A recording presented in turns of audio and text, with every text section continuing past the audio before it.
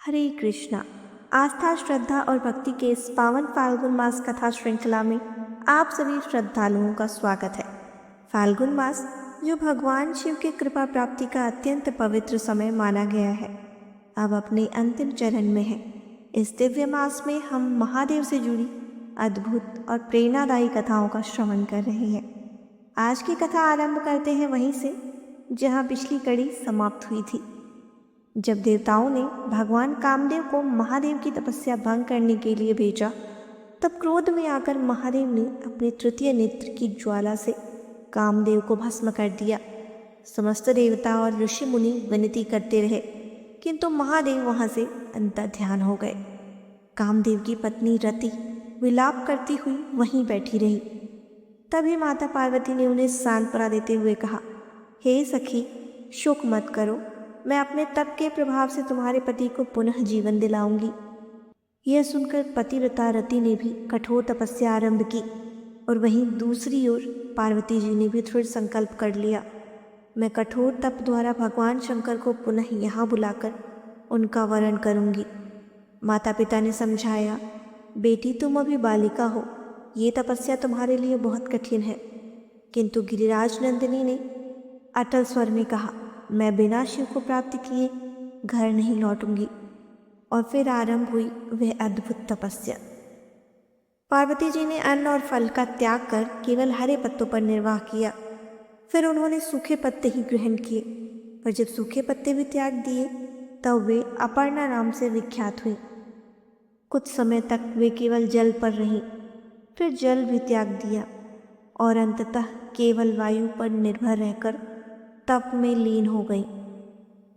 उनकी तपस्या इतनी उग्र थी कि संपूर्ण चराचर जगत संतप्त होने लगा।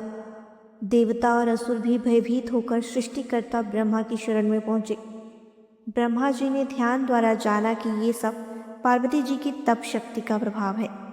तब वे शीघ्र ही क्षीर सागर पहुंचे और वहां शेष शैया पर विराजमान भगवान विष्णु का दर्शन किया। देवी लक्ष्मी उनके चरणों की सेवा कर रही थी और गरुड़ हाथ जोड़कर उपस्थित थे। देवताओं ने विनती की, हे प्रभु, पार्वती जी की तपस्या से हम सब संतप्त हो रहे हैं, हमारी रक्षा कीजिए। तब भगवान विष्णु ने कहा, आइए हम सब मिलकर महादेव के पास चलें और उनसे प्रार्थना करें कि वे पार्वती जी से विवाह कर लें। सभी देवता महादेव के पास पहुंचे। वहां उन्होंने भगवान शिव को अद्भुत समाधि में लीन देखा। मस्तक पर गंगा और अर्धचंद्र, कंठ में नीलकंठ का चिन्ह, शरीर पर व्याघ्र चर्म और सर्पों का अलंकार। पास में नंदी विराजमान थे। देवताओं ने वेद मंत्रों से स्तुति की। ब्रह्मा जी बोले, हे त्रिनेत्रधारी महेश्वर, आप ही जगत के पिता, माता और रक्षक हैं, हमारी रक्षा कीजिए। तारकासुर देवताओं को कष्ट दे रहा है, कृपा कर पार्वती जी का पाणी ग्रहण कीजिए। महादेव मुस्कुराए और बोले, यदि मैं गिरिजा का वरण कर लूँगा तो सभी देवता सकाम हो जाएंगे। मैंने कामदेव को इसलिए भस्म किया ताकि सब निष्काम भाव से परमार्थ के पथ पर चलें। काम ही क्रोध का जनक है और क्रोध से मोह उत्पन्न होता है। ये उपदेश देकर महादेव पुनः ध्यान में लीन हो गए। देवता निराश होकर लौट गए। अब प्रश्न ये है, क्या महादेव पार्वती जी का वरण करेंगे? क्या देवताओं का कष्ट दूर होगा? इन सभी प्रश्नों का उत्तर जानेंगे हमारे इस फाल्गुन मास कथा श्रृंखला की अगली कड़ी में। कल प्रातःकाल पुनः मिलेंगे आपके अपने आध्यात्मिक मंच आस्था, श्रद्धा और भक्ति पर। हरे कृष्ण।